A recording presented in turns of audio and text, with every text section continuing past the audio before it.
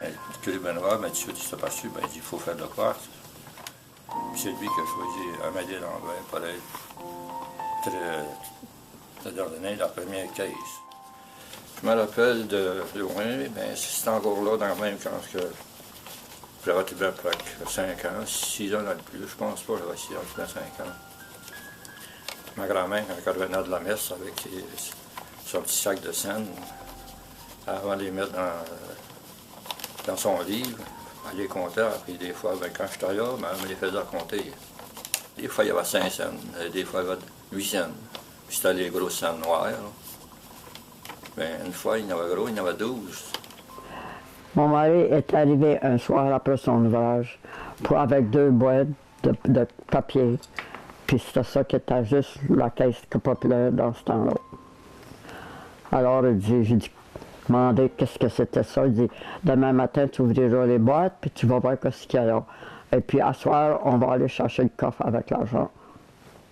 Le coffre pour l'argent, il était juste ici, comme ça. Et puis, c'était fermé sur ce côté-là. Mais sur ce côté-là, il fallait bien que le monde, comme nous autres, on voyage, pas ce bord-là. Alors, le comptoir était à peu près à ce hôtel-là. Mon père avait pris un cours de comptabilité au Collège Saint-Boniface et puis quand la Caisse populaire a été fondée à Saint-Georges en 1944, mon père était le premier secrétaire gérant de la Caisse. Pour nous autres, ça a été beaucoup de générations. Mon grand-père, Émeric Bouvier, a été membre de la Caisse certain au commencement, quand ça a été formé, parce que lui aussi avait le magasin général au village de Saint-Georges, le magasin Bouvier, et puis il était impliqué comme membre de la Caisse. Mon père, moi-même, et maintenant notre garçon, Joël Bouvier, est membre de la Caisse à Saint-Georges. Et puis, fait que pour nous autres, ça fait 60-70 ans qu'on est membre de la Caisse de Saint-Georges. La Caisse a été commencée à Saint-Claude par l'abbé Jean-Marie Gagné. Quand il est venu curé de la paroisse, il nous a montré les avantages qu'il pouvait avoir avec une caisse. Alors, c'est pour ça qu'on a recommencé. Moi, j'étais jeune, j'avais 16 ans à ce temps-là, mais mon père a été direct sur le bureau de la Caisse pendant 26 ans. J'ai été président pendant de nombreuses années. Ça, moi, j'ai pris un an après que lui a sorti. Moi, j'ai rentré dedans, puis j'ai été 27 ans.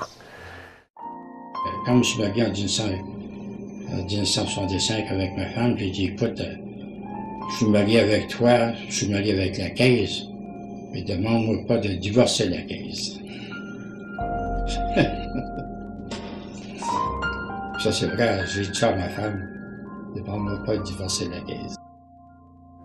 Quand j'étais jeune, je me rappelle de déposer l'argent, 2,50 $ chaque samedi matin. Mes parents ont toujours dit que je devrais épargner mon argent. Et chaque fois que j'ai reçu l'argent de mes parents ou de mes grands-parents, j'allais chaque samedi matin pour déposer l'argent. I think members of the community feel the presence of La Caisse when they are at events that are within the community. So there's always that presence, always that feeling.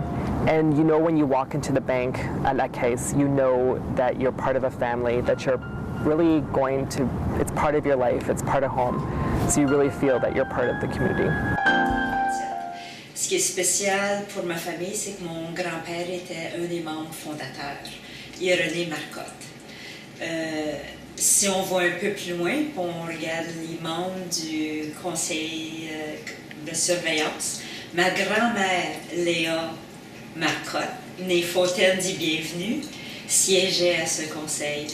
Ce qui est particulier, c'est qu'en 1937, les femmes se mêlaient pas beaucoup des affaires. The Caisse populaire in Saint-Malo has always been there for myself, for all my life. I find it very important. It was important in 1937.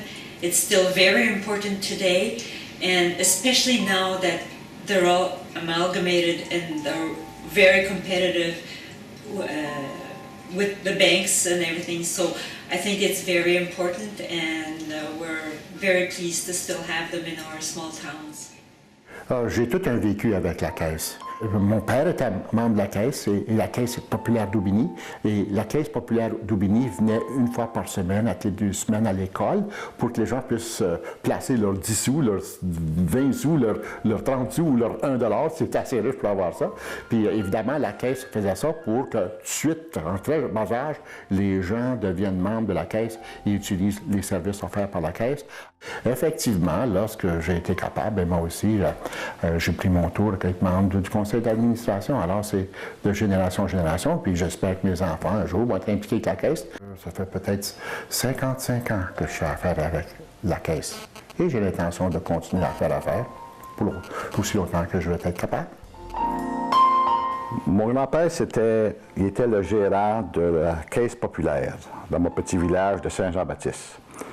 Puis j'allais souvent visiter chez mes grands-parents, puis quelquefois, j'allais voir mon grand-papa pour faire un dépôt. J'étais membre de la Caisse populaire, alors je disais à mon grand-papa, je veux déposer quelques dollars à la Caisse populaire.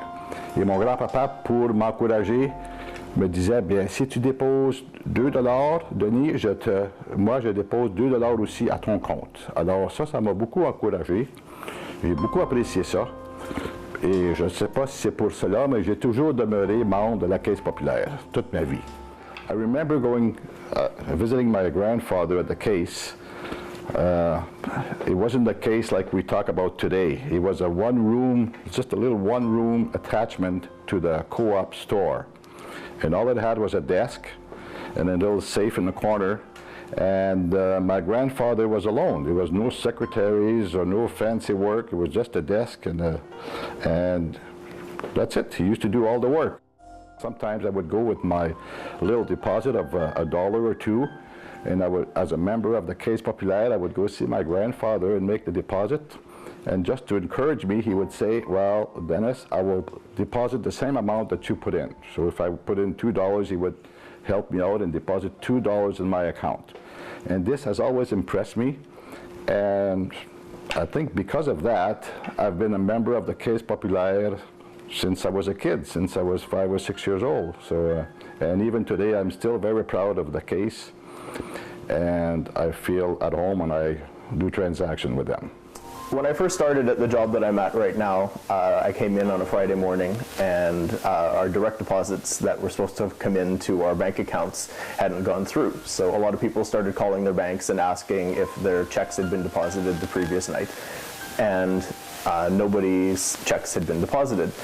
And a lot of the banks were saying that, to keep calling back and ask if their checks had been deposited. And when I called the Caisse, the woman that I spoke to, I don't remember her name, it was so many years ago, she said that no, my check hadn't been deposited yet, but she would keep checking, and when it did come through, she would call me. So she took my number and took my name, and she ended up calling me back a couple hours later. And I just thought that was really neat, because everybody else's bank just told them to keep calling back, and they're big impersonal banks, whereas my bank took my name and took my phone number and called me back when it was done. And at that time, everybody teased me and said, oh, you bank with the Friendly French Bank. So since then, whenever I've said I have to go do some banking or I'm going to meet with my bank, people who still know that story still call it the Friendly French Bank.